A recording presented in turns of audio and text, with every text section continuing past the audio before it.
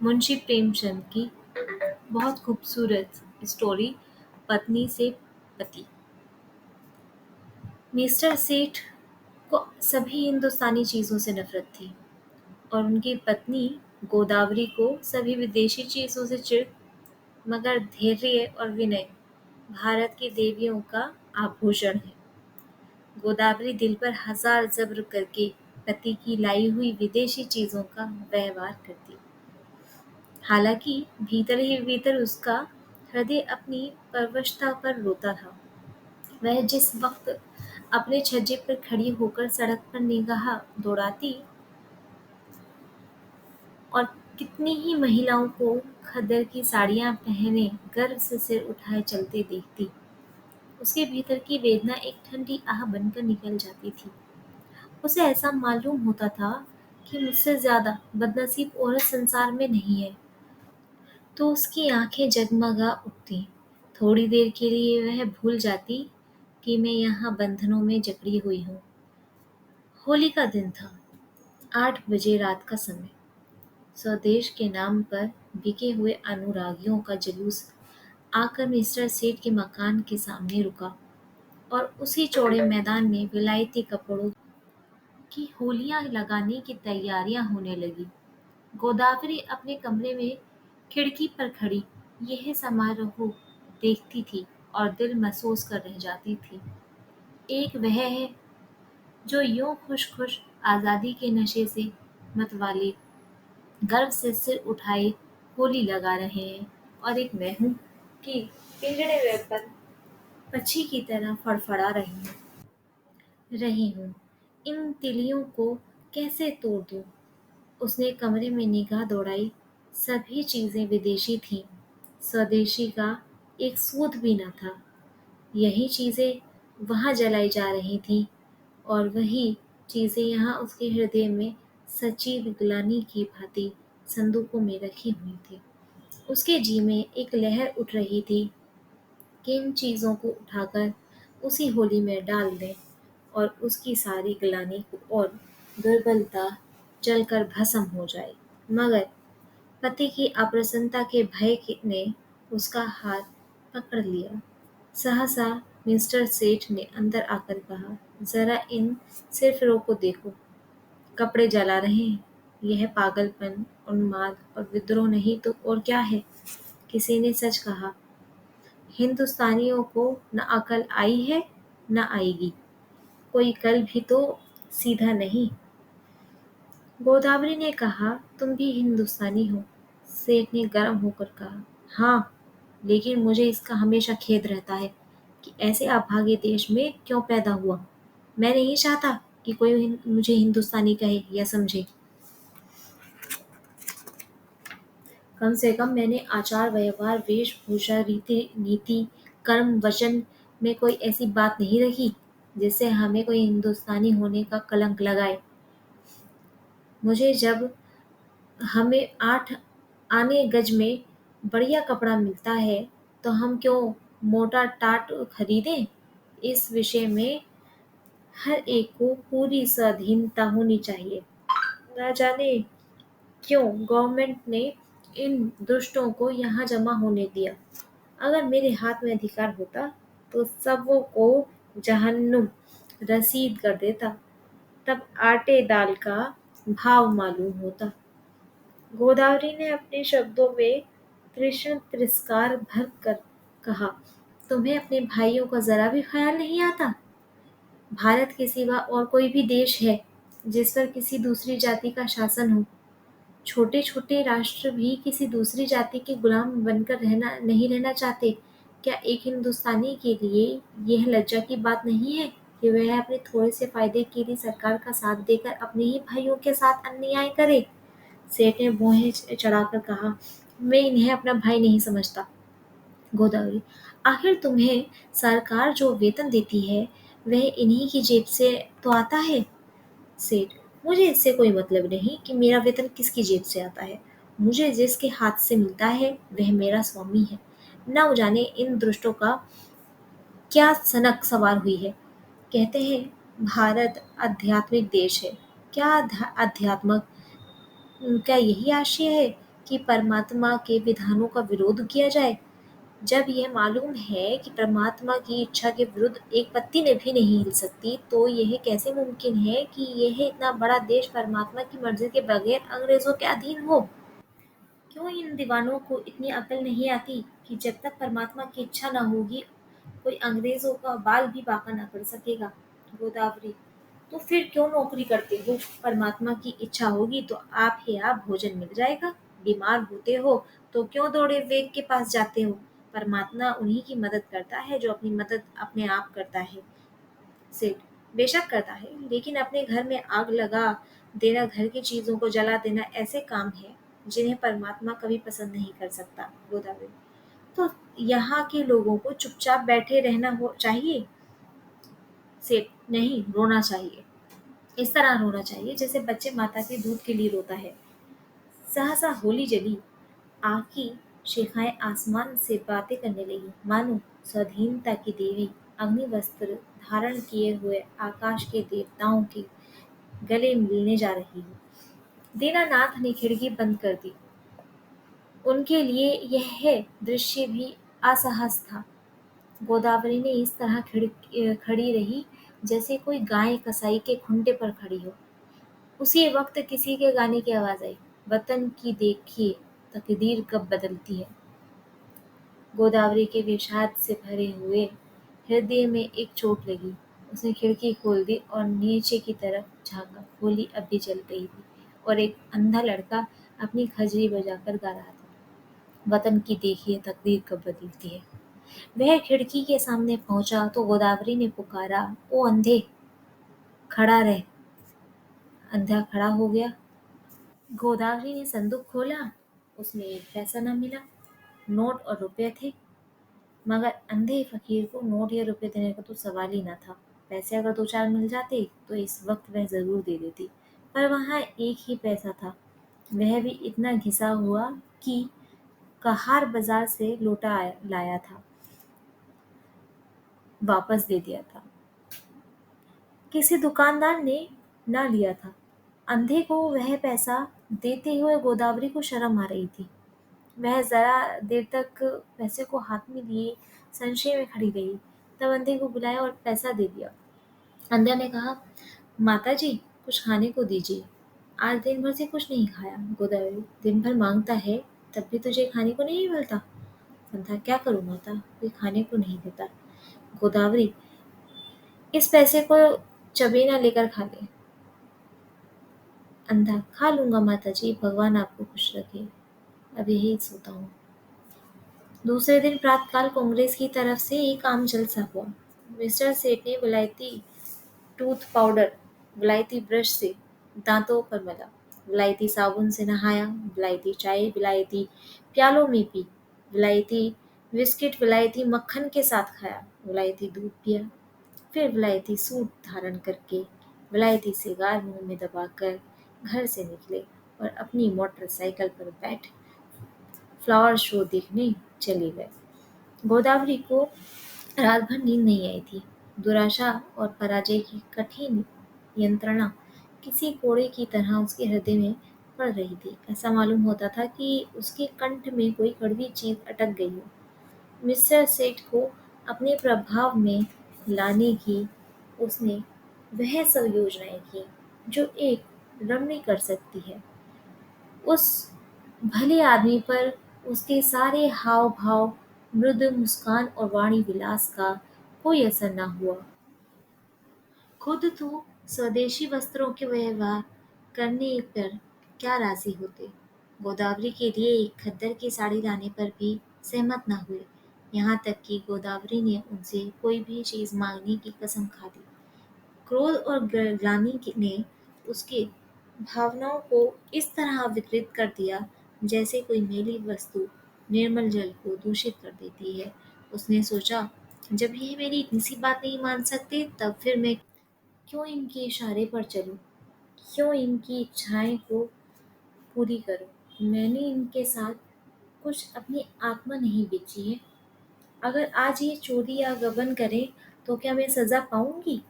उसकी सजा ये खुद झेलेंगे। उसका अपराध इनके ऊपर होगा। उन्हें अपना कर्म और वचन का अख्तियार है। मुझे अपने कर्म और वचन का अख्तियार है। यह अपनी सरकार की गुलामी करे, अंग्रेज़ों की चौखट पर नाक रगड़े। मुझे क्या गरज है कि मैं उनका सहयोग करूं, जिसमें आत्म अभिमान नहीं, जिसने अपने को स्वार्थ के हाथों बेच दिया, उसके प्रति अगर मेरे मन में भक्ति ना हो तो मेरा दोष नहीं। यह नौकर है, गुलाम है। नौकरी और गुलामी में अंतर है। नौकर कुछ नियमों के अधीन अपना निर्दिष्ट काम करता है। वह नियम स्वामी और सेवक दोनों पर ही लागू होता है। स्वामी अगर अपमान करे, अपशब्द कहे, तो नौकर उसको सहन करने के लिए मजबूर नहीं। गुलाम के लिए कोई शर्त नहीं, उसकी दैहिक गुलामी पीछे होती है, मानसिक गुलामी पहले ही हो जाती है। सरकार ने इनसे कब कहा है कि देशी चीज़ें ना खरीदो? सरकारी टिकटों पर यह शब्द लिखे होते हैं, स्वदेशी चीज़ें खरीदो। इससे विदित है कि सरकार देशी चीज़ों का निषेध नहीं करती, फिर भी यह महाशय सुरखरू बनने की फिक्र में सरकार से भी 2 अंगुल आगे बढ़ना चाहते हैं। मिस्टर सेठ ने कुछ झेपते हुए कहा, कल फ्लावर शो देखने चलोगी?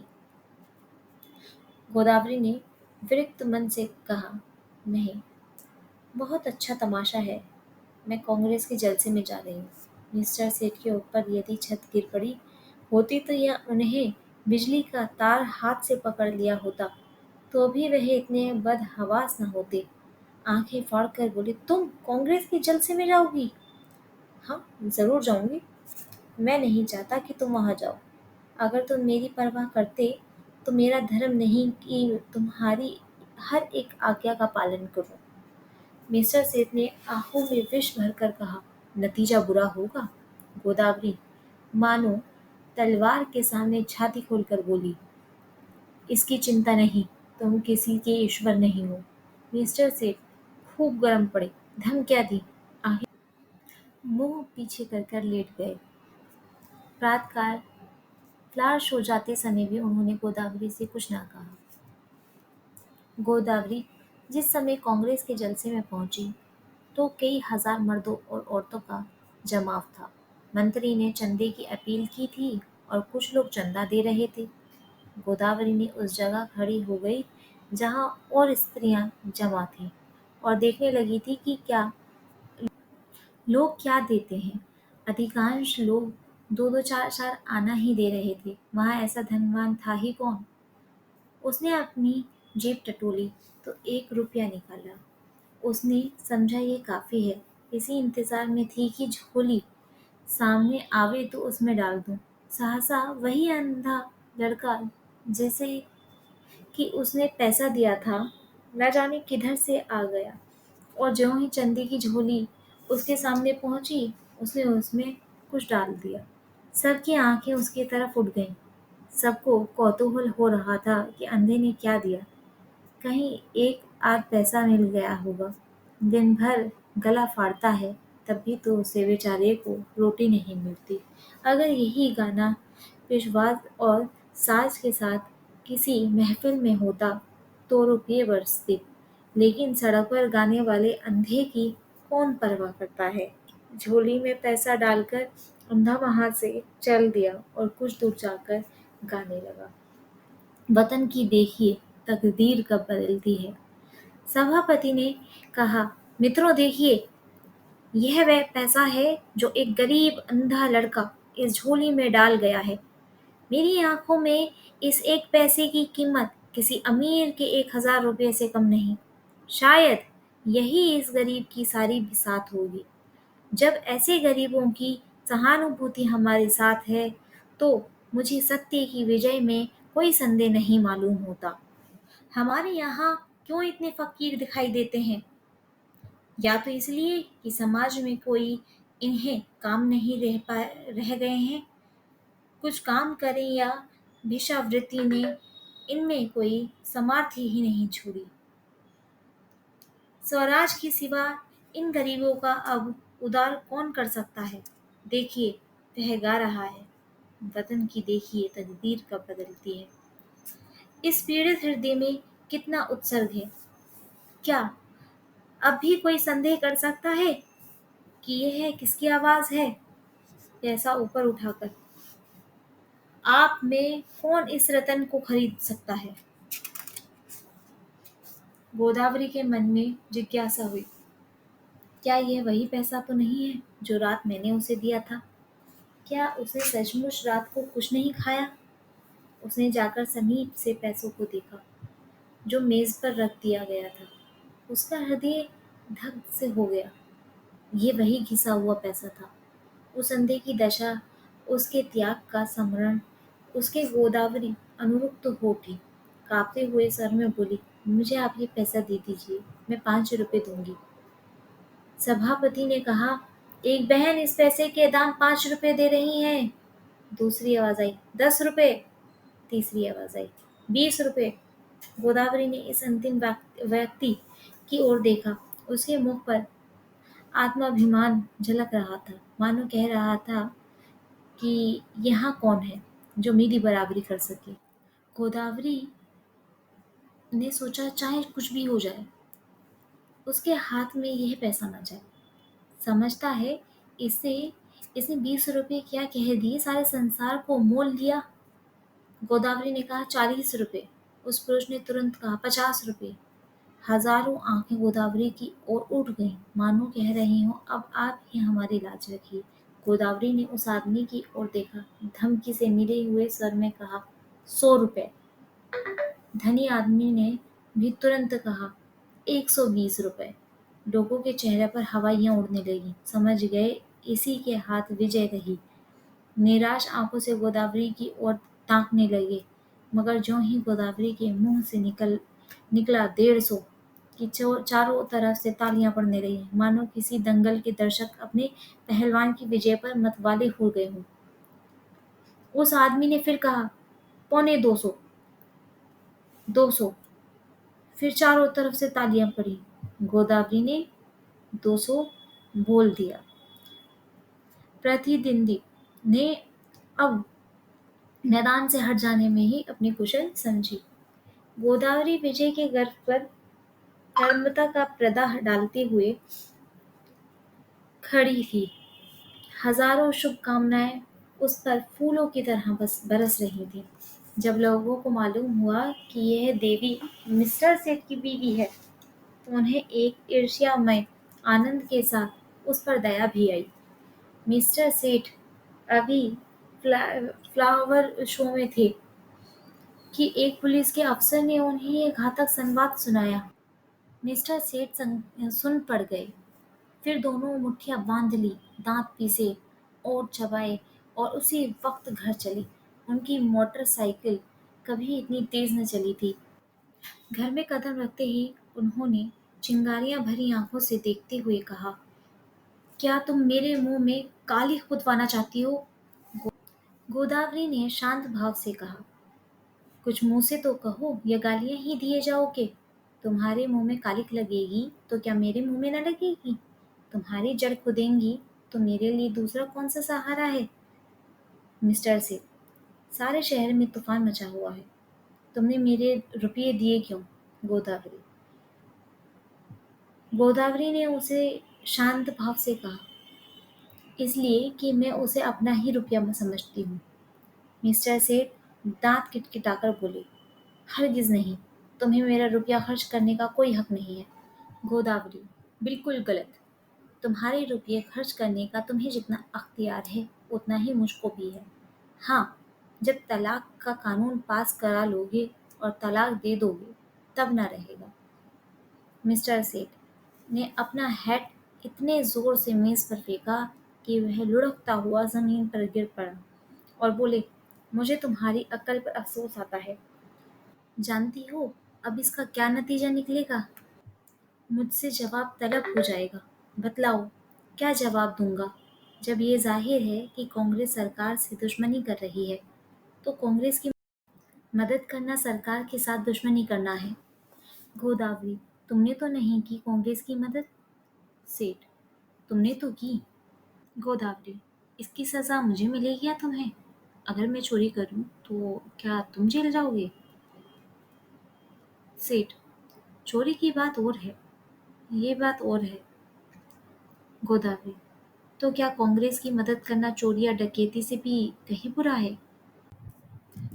सेठ: हाँ, सरकारी नौकर के लिए चोरी या डाके से भी कहीं बुरा है। मैंने ये नहीं समझा था। अगर तुमने ये नहीं समझा था तो तुम्हारी ही बुद्धि का भ्रम था। रोज अखबारों में देखती हो, फिर भी मुझसे पूछती हो। एक कांग्रेस का आदमी प्लेटफॉर्म पर बोलने खड़े होता है तो 20 सादे कपड़े वाले पुलिस अफसर उसकी रिपोर्ट लेने बैठते हैं।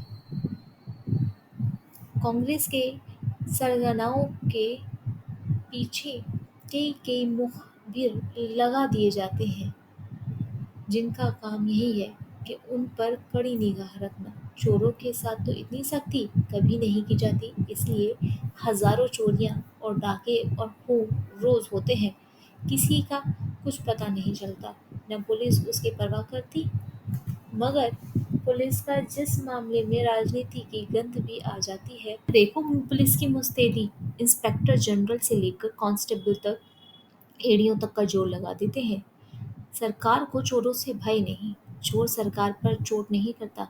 कांग्रेस सरकार के अख्तियार पर हमला करती है, इसलिए सरकार भी अपनी रक्षा के लिए अपने अख्तियार से काम लेती है। यह तो प्रकृति का नियम है। मिस्टर सेठ आज दफ्तर चले तो उनके कदम पीछे रह जाते थे। ना जाने आज वहाँ क्या हाल हो। रोज की तरह दफ्तर पहुंचकर उन्होंने चपरासियों को डांटा नहीं, क्लर्कों पर रोब नहीं जमाया, चुपके से जाकर कुर्सी पर बैठ गए। ऐसा मालूम होता था कोई तलवार सिर पर लटक रही है। साहब की मोटर की आवाज सुनते ही उसके प्राण सूख गए। रोज वह कमरे में बैठे रहते थे। जब साहब आकर बैठ जाते थे तब आधे घंटे के बाद मिसले लेकर पहुंचते थे। आज वह बरामदे में खड़े थे। साहब उतरते जा जो झुककर उन्होंने सलाम किया, मगर साहब ने मुंह फेर लिया। लेकिन वह हिम्मत नहीं हारी, आगे बढ़कर पर्दा हटा दिया। साहब कमरे में गए तो सेठ साहब ने पंखा खोल दिया, मगर जान सूखी जाती थी कि देखें कब सिर पर तलवार गिरती है। साहब ज्यों ही कुर्सी पर बैठे, सेठ ने लपक कर सिगार केस और दिया सलाई मेज पर रख दी। एकाएक ऐसा मालूम हुआ मानो आसमान फट गया हो। साहब गरज रहे थे, तुम दगाबाज आदमी है। सेठ ने इस तरह साहब की ओर देखा जैसे उनका मतलब नहीं समझे। साहब ने फिर गरज कर कहा, तुम दगाबाज आदमी है। मिस्टर सेठ का खून गर्म हो उठा। बोले, मेरा तो ख्याल है कि मुझसे बड़ा राजभक्त इस देश में न होगा। साहब, तुम नमक हराम आदमी है। मिस्टर सेठ के चेहरे पर सुर्खी आई। आप व्यर्थ ही अपनी जबान खराब कर रहे हैं। साहब, तुम शैतान आदमी हैं। मिस्टर सेठ की आंखों में सुर्खी आई। आप मेरी बेइज्जती कर रहे हैं। ऐसी बातें सुनने की मुझे आदत नहीं है। साहब, चुप रहो, यू ब्लडी। तुमको सरकार 500 रुपये इसलिए नहीं देता कि तुम अपने वाइफ के हाथ से कांग्रेस को चंदा दिलवाए। तुमको इसलिए सरकार रुपया नहीं देता। मिस्टर सेठ को अब अपनी सफाई देने का अवसर मिला। बोली, मैं आपको विश्वास दिलाता हूँ कि मेरी वाइफ ने सरासर मेरी मर्जी के खिलाफ रुपये दिए हैं। मैं तो उस वक्त फ्लावर शो देखने गया था जहाँ मिस फ्रॉक का गुलदस्ता 5 रुपये में लिया। वहाँ से लौटा तो मुझे यह खबर मिली। साहब, ओह, तुम हमको बेवकूफ़ बनाता है। यह बात अग्निशिखा की भांति ज्यों ही साहब के मस्तिष्क में घुसी, उनके मिजाज का पारा उबाल के दर्जे तक पहुंच गया। किसी हिंदुस्तानी की इतनी मजाल की उन्हें बेवकूफ़ बनाए। वह जो हिंदुस्तानी के बादशाह हैं, जिनके पास बड़े बड़े तालुकेदार सलाम करने आते हैं, जिनके नौकरों को बड़े बड़े रईस नजराना देते हैं, उन्हीं को कोई बेवकूफ़ बनाए। उसके लिए वह असहज था। रूल उठाकर दौड़ा। लेकिन मिस्टर सेठ भी मजबूत आदमी थे। यों वह हर तरह की खुशामद किया करते थे, लेकिन यह अपमान स्वीकार न कर सके। उन्होंने रूल को तो हाथ पर लिया और एक डंग आगे बढ़कर ऐसा घूंसा साहब के मुंह पर रसीद किया कि साहब की आंखों के सामने अंधेरा छा गया। वह इस प्रहार के लिए तैयार न थे। उन्हें कई बार इसका अनुभव हो चुका था कि नेटिव बहुत शांत, दब्बू और गमखोर होता है। विशेषकर साहबों को सामने तो उनकी ज़बान तक नहीं खुलती। कुर्सी पर बैठकर नाक का खून पोंछने लगा। फिर मिस्टर सेठ से उलझने की उसकी हिम्मत न पड़ी, मगर दिल में सोच रहा था कि इसको नीचा कैसे दिखलाऊं। मिस्टर सेठ भी अपने कमरे में आकर इस परिस्थिति से विचार करने लगे। उन्हें बिल्कुल खेद न था, बल्कि वह अपने साहस पर प्रसन्न थे। इसकी बदमाशी तो देखो कि मुझ पर रूल चला रहा है। जितना दबता था, उतना ही दबाया जाता है। अब दौड़ेगा कमिश्नर के पास, मुझे बर्खास्त कराए बगैर न छोड़ेगा। यह सब कुछ गोदावरी के कारण हो रहा है। बेइज्जती तो हो ही गई, अब यहाँ से निकल जाने में ही भलाई है। उन्होंने तुरंत एक इस्तीफा लिखा और साहब के पास भेज दिया। साहब ने उस पर लिख दिया बर्खास्त। दोपहर को जब मिस्टर सेठ मुंह लटकाए हुए घर पहुंचे तो गोदावरी ने पूछा, आज जल्दी कैसे आ गए? मिस्टर सेठ बहकती हुई आंखों से देखकर बोले, जिस बात पर लगी थी वह हो गई। अबरो सिर पर हाथ रख के, गोदावरी, बात क्या हुई है? कुछ कहो भी तो। सेठ, बात क्या हुई? उसने आंखें दिखाई, मैंने चाटा जमाया और इस्तीफा देकर चला आया। गोदावरी, इस्तीफा देने की क्या जल्दी थी? सेठ, और क्या सिर के बाल मुझवाता? तुम्हारा यही हाल है तो आज नहीं तो कल अलग होना ही पड़ता। गोदावरी, खैर, जो हुआ अच्छा ही हुआ। आज से तुम कांग्रेस में शरीक हो। सेठ ने ओंठ जबाए कहा, लजाओगी तो नहीं? ऊपर से घाव पर नमक छिड़कती हो। गोदावरी, लजाऊं क्यों? मैं तो खुश हूँ कि तुम्हारी बेड़ियां कट गईं। सेठ, आखिर कुछ सोचा है? काम कैसे चलेगा? गोदावरी, अब सब सोच लिया है, चलाकर दिखा दूंगी। हाँ, मैं जो कुछ कहूँ वह तुम किए जाना। अब तक मैं तुम्हारे इशारे पर चलती थी, अब से तुम मेरे इशारे पर चलना। मैं तुमसे किसी बात की शिकायत न करती थी। तुम जो कुछ खिलाते थे खाती थी, जो कुछ पहनाते थे पहनती थी, महल में रखते थे महल में रहती थी, झोपड़ी में रखते थे झोपड़ी में रहती थी। उसी तरह तुम भी रहना। जो काम करने को कहूँ वह करना, फिर देखूं कैसा काम नहीं चलता। बड़प्पन सूट बूट और ठाट बाट में नहीं है।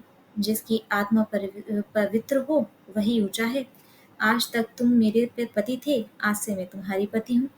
सेठ जी उसकी और स्नेह की आंखों से देखकर हंस पड़े। The end.